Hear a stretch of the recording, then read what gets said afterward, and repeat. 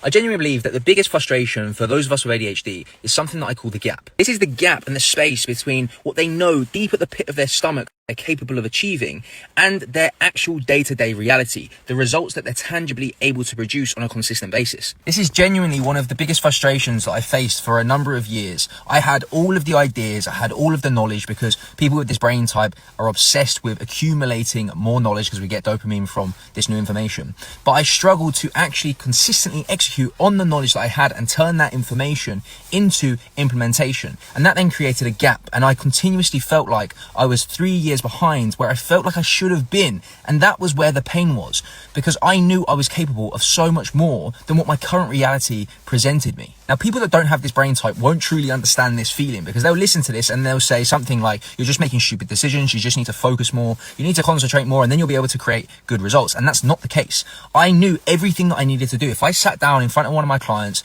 I could very easily help them to map out what was required in order for them to build a six-figure business, for them to get into killer shape.